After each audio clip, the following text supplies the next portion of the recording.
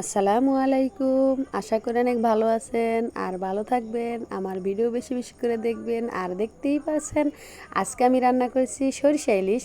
ইলিশের মৌসুম, এখন যদি সরিষা ইলিশ ঘরে না হয় তাহলে কীরকম একটা লাগে।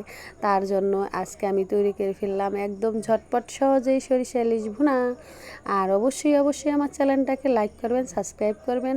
আর চলে আসলাম রান্নাঘরে চলে আসলাম। কড়াইতে দিয়ে দিলাম তেল আর কাঁচামরিচ কুচি।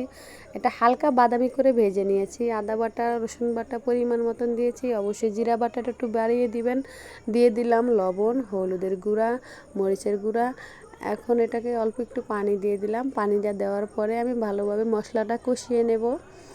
দেখতেই পাচ্ছেন মশলাটা কষে যাচ্ছে। এখন আমি দিয়ে দেব এরকম ছোট বাটির 2 বাটি সরিষা বেটে রেখেছি আমি। এটাকে দিয়ে ভালোভাবে আমি একটু কষিয়ে নেব। দেখতেই পাচ্ছেন কষানো হয়ে যাচ্ছে। এখন আমি পরিমাণ মতন দিয়ে দেব পানি। পানিটা দেওয়ার পরে হালকা বলক আসার সাথে সাথে আমি মাছটা দিয়ে দেব। অবশ্যই আপনারা মাছটা ভেজে দেওয়ার চেষ্টা করবেন, তাহলে আরও দ্বিগুণ টেস্ট বেড়ে যাবে সরষে ইলিশের। আমি সবভাবেই রান্না করছি, অবশ্যই ভেজে রান্না করলে আরও বেশি টেস্ট। আমি শুনলাম যে এমনি রান্না করলে নাকি অনেক টেস্ট, দেখি না, আজকে আমি খেয়ে দেখেছি।